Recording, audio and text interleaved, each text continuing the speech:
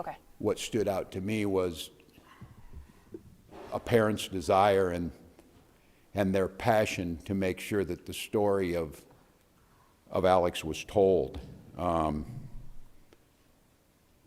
Someone who went to work to care for veterans, someone who was a valued coworker, someone who relished and lived in this state in a big way, whether it was outdoor activities or being down there on the street as a First Amendment witness to what ICE is doing to this state. So once again, to Michael and Susan, when I talk to these parents, it's always in deep confidential conversation. In this one, though, Michael was very clear to me. He said, don't let them forget Alex's story. The world knows how he died. He died at the hands of ICE agents on the streets of Minneapolis.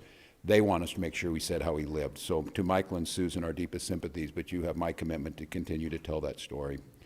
So now we've got 2 Minnesotans dead. We didn't had time to start telling Renee's story of a poet and a mother and a bright spirit, and now we're telling Alex's story. So my question is, what's the plan, Donald Trump? What is the plan?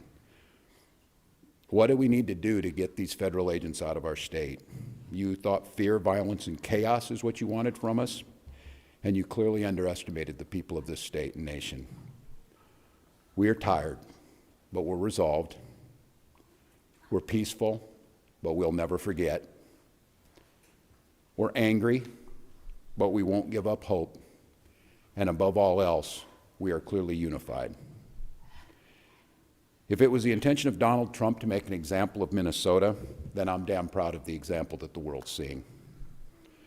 We believe in law and order in this state, we believe in peace, and we believe that Donald Trump needs to pull these 3,000 untrained agents out of Minnesota before they kill another person, and we're up here telling another story of a Minnesotan just trying to live their life without the interference. To Americans who are watching this right now, and I don't know, maybe you're watching it with curiosity, bewilderment, horror, scorn, or sympathy. I've got a question for all of you. What side do you want to be on?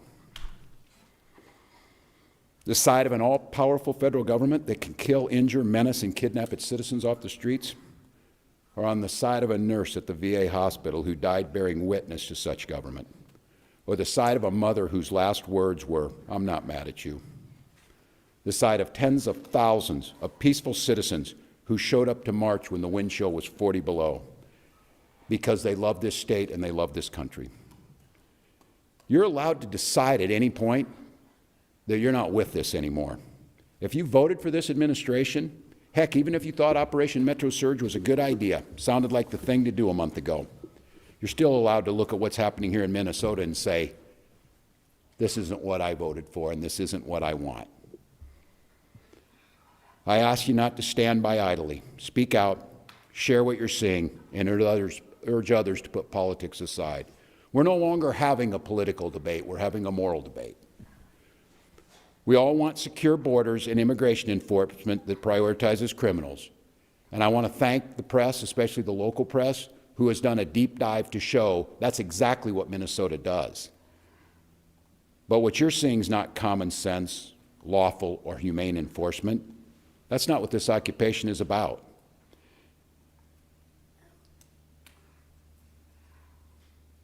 Let me say our conversation should not be about, and I know we get asked of what we're doing on there, how many State Patrol or police or National Guard I can put on the street. This isn't about how many people I can put on the street. It's about how many of these people, these ICE agents and whoever else was thrown into this unholy mess, how many Donald Trump can get out of here. Minnesotans, you've won the hearts and minds of people across this country, and you've done it through your peaceful, resolved defense of your neighbors and the Constitution. So once again, Minnesotans, stay peaceful, stay safe.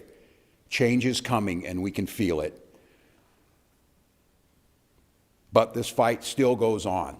And I'm just glad today to be joined in person because it's someone who's been at the side of Minnesotans throughout this and through every other thing we've gone through over the last 7 years.